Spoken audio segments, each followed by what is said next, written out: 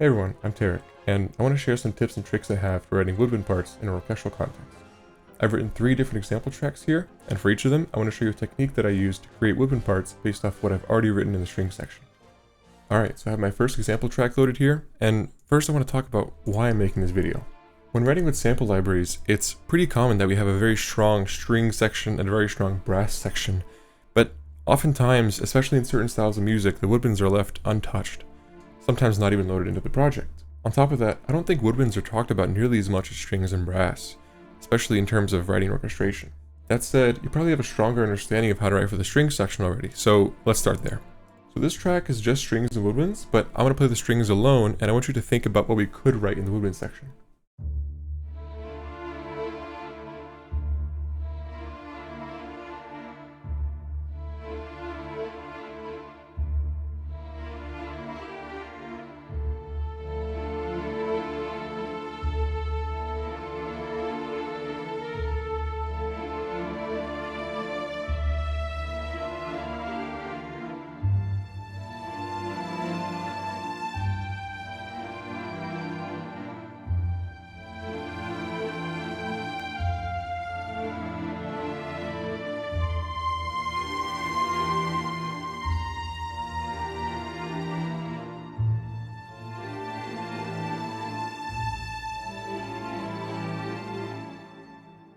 So, nothing too crazy, very slow, very soft, and the whole arrangement is just in the string section.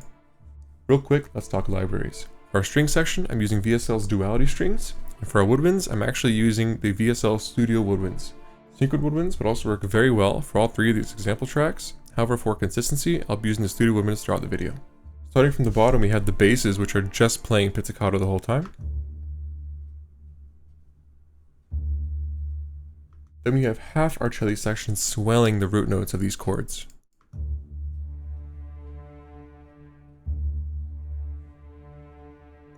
The other half of the cello section is playing these slow leaping intervals.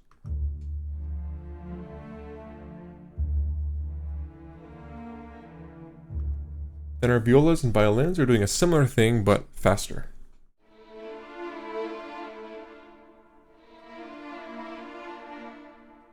And finally, of course, we have the melody in our first violins. So, what can we do for the woodwinds?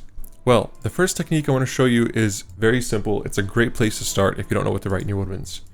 And that is to just take everything you've written in your strings and translate it directly to the woodwind section. Let me show you what I mean. If I play the woodwinds alone, you can hear that it's pretty much the same exact thing you just heard.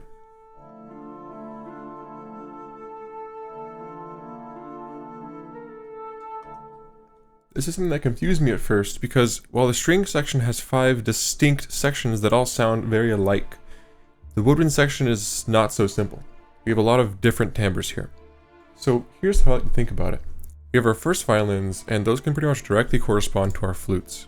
As you can see, both the first violins and a solo flute are playing the melody together.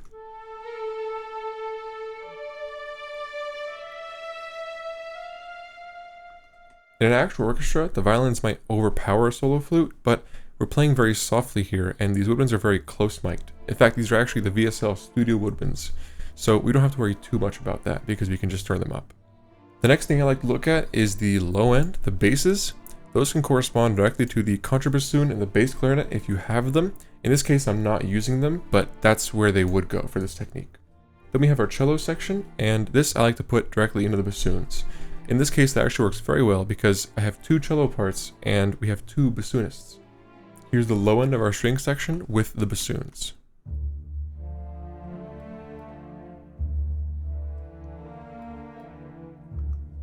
Now, the middle part is where it gets kind of confusing because we have oboes and clarinets, both of which share a very similar register but have very distinct timbres.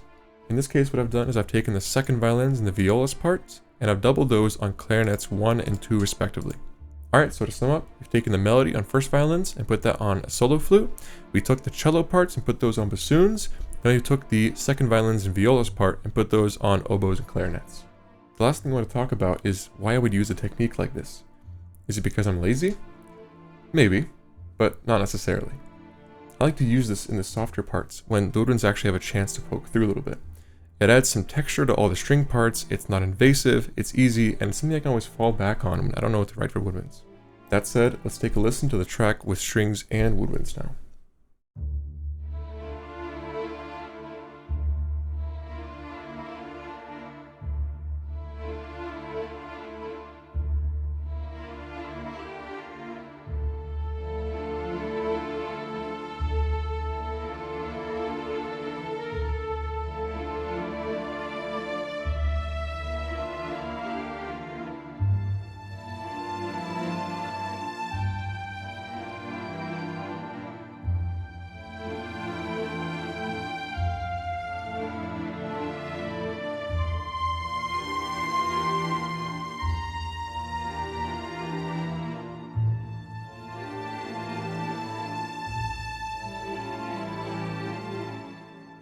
Nice, so that's our first technique out of the way.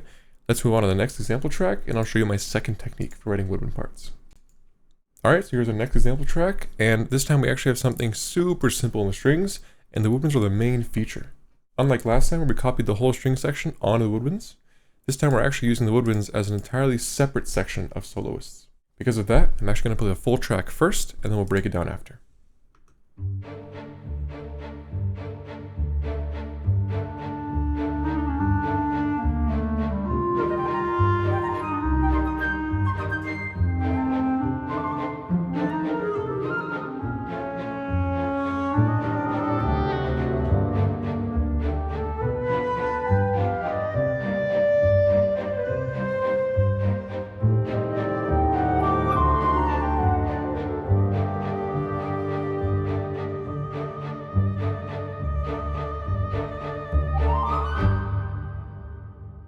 Cool, so pretty silly and a very different way to use the woodwinds. As you heard, our string section just has a waltz rhythm going on through the whole track, and then our woodwinds are where the fun happens. Starting with the solo clarinet in the beginning, it takes in the melody first thing.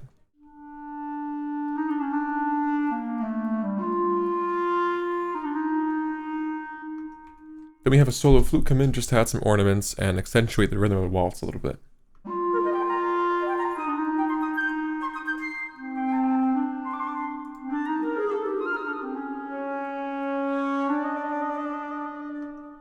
And right at the end of that section there, we're using some more of the ensemble to play some chords and swell into the second half of the piece. I first wrote the bassoons, and these are just playing a simple 3-part harmony to outline what's already going on in the strings. Then I added a bass clarinet playing the root notes of the chords. And lastly, added a solo oboe to play a little counterline on top. Now in the second half of this piece, we give the melody to a solo flute instead of a clarinet.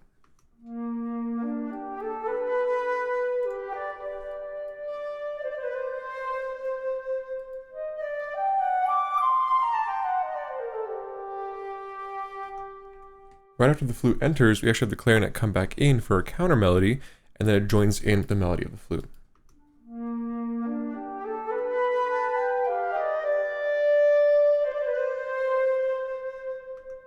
Lastly, we have some more ensemble chords and a trill with a run at the end of it to finish the piece.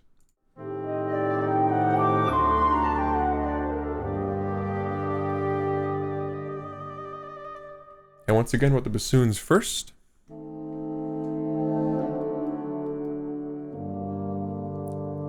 Again, they're just supporting what the strings are already doing in terms of harmony.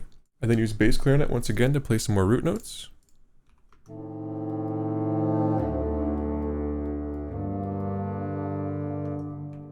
This time I also added the second clarinet to play a very simple harmony line on top.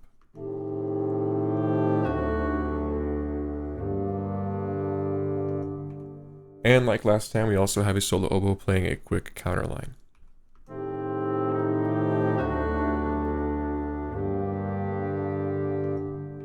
And that's really it. It might seem a little overwhelming the first time you listen to it, but once you break it down, it's really not too complicated, and it's still pretty simple, even though all the parts are new and separate from the strings.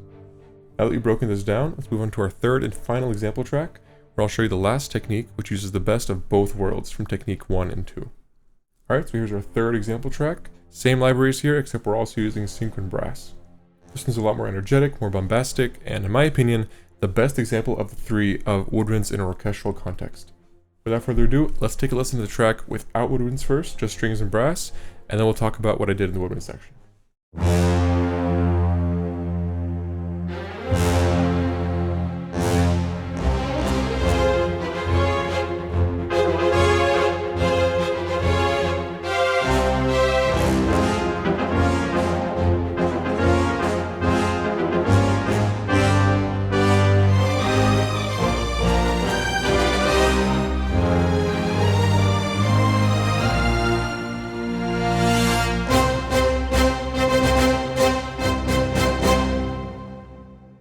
Cool, so as you can tell, the arrangement is already pretty full, pretty packed, pretty exciting. So what can woodwinds do here? Well, this is the third technique I want to talk about, where it's really a mix of the last two. We're using woodwinds sometimes to double parts and other times to add flourishes and accents to the music. The most obvious use of woodwinds here is what we're doing with the contrabassoon and the bass clarinet. They're pretty much just doubling what the basses have and what the tuba has. It's all the same part, just on different instruments.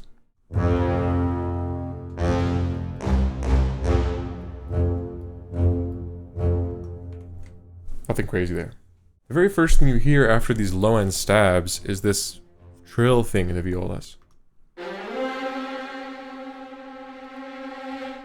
I've actually doubled that with both oboes and one of the clarinets. I don't know exactly what it is, but that gets me really excited for whatever's coming next. The next thing we have is this 3-part violins melody. Let's have a listen to just that for a second.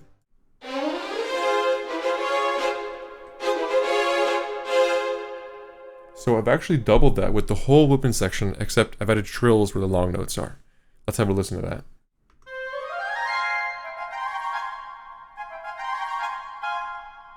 Sounds kind of silly on its own, but because our melody is so straightforward and on the grid, it adds a little bit of sparkle, just some ear candy, I guess. Let's listen to the melody played on all the instruments that are playing it.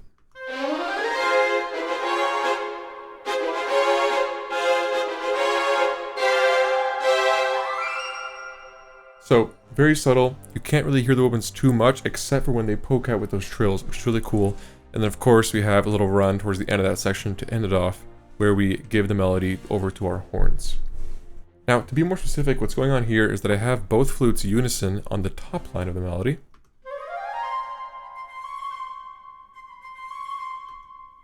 I then have the oboes playing the bottom 2 lines of that melody.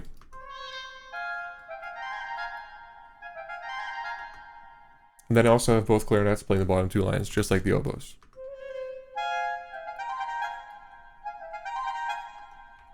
On top of that, I just have piccolo an octave up from the flutes to double the runs. And the one at the end. Layering piccolo an octave up from your runs, or even in unison with your flutes, is a great way to make those runs stand out. Now, in the next section, we give our melody over to the horns mainly. And then I'm actually doubling the top 2 lines of that on the bassoons. This isn't really something that you hear, but it adds a little texture and it gives the bassoonist something to play if this is a live orchestral setting. Then at the end of this section, I'm using both flutes and the piccolo to run up to a trill and shoot us out of this section.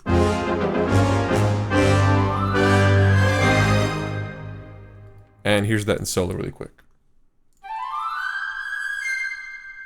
Now the next thing we have is a soaring violins melody in octaves with some contrasting stuff in the trombones. So what I've done is I've actually used the bassoons and the contrabassoon, which is already playing the bass part, to create a 3-part harmony matching what the trombones are playing. Now this next bit is a lot more legato, more flowy, and I've pretty much just copied what the strings are doing, except for the very, very end where we have some runs in the flutes. Here's what the strings are playing.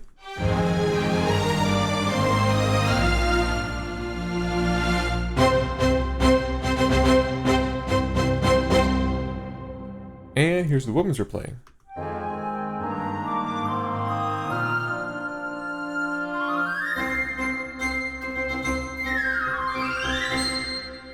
So again, pretty much exactly what the strings are playing, only difference being at the end we have the flutes run down and then run back up with the piccolo an octave up as a layer.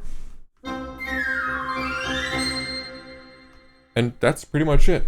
It's certainly not the fanciest woodwind writing, but it's a great and still very efficient starting point when it comes to orchestrating woodwinds. That said, I want to play you guys the full track with woodwinds to finish out the video. Hope you enjoyed. Please let me know if you have any questions in the comments below. Thank you so much for watching.